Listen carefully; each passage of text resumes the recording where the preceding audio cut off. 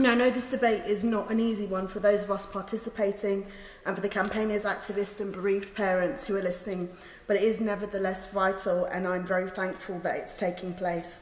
I want to begin by commending all of those, like my honourable friends, who led this debate and in this House and beyond, who have found the courage to stand up and speak about their experiences of baby loss.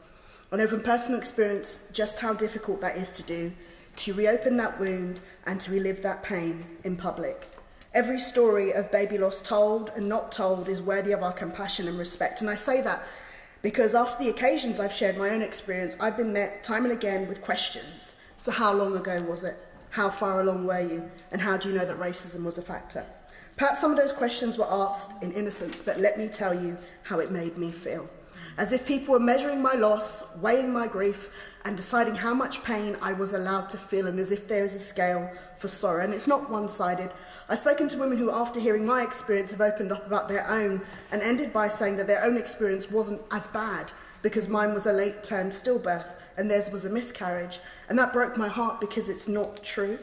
To all those who experience baby loss in whatever form, your experience matters, your grief matters, and your loss matters. And that's why Baby Loss Awareness Week is about all forms of pregnancy and baby loss. It's not the Loss Olympics. Whether it's an abortion, someone had to have an ectopic pregnancy, a late or early miscarriage, a stillbirth or a neonatal death, every single one of these experiences deserves recognition and care. And no one, absolutely no one, has the right to quantify your loss. And for those of us that have shared our stories, we don't do it for validation or for pity. We share them so that others who have endured baby loss know that they are not alone, no matter when or how they lost their baby. And we share them as a call to action, because in a country like ours, the figures surrounding maternal mortality and baby loss should never, ever be acceptable. Madam Deputy Speaker, earlier this year, I led a debate in recognition of Black Maternal Health Week, during which I highlighted the racial disparity in maternity care.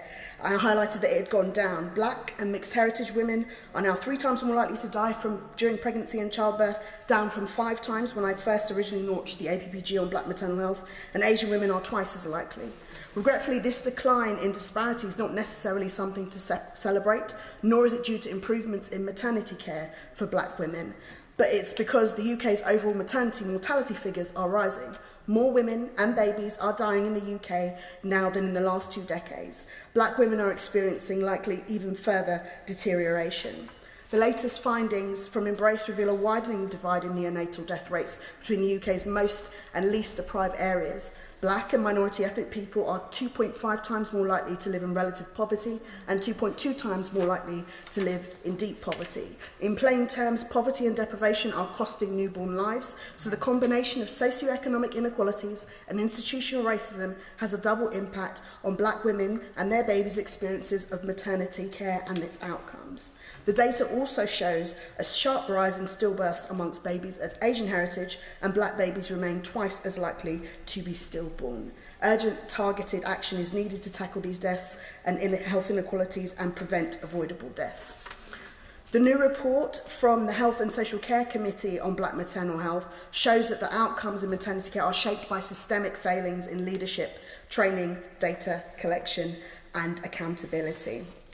Now, the Secretary of State will know that when the government promised to find a way forward, I was proud. But when the government made it a manifesto commitment to set a target to end disparity in maternity care, I was prouder. But this hasn't happened. The NHS 10-year plan has come and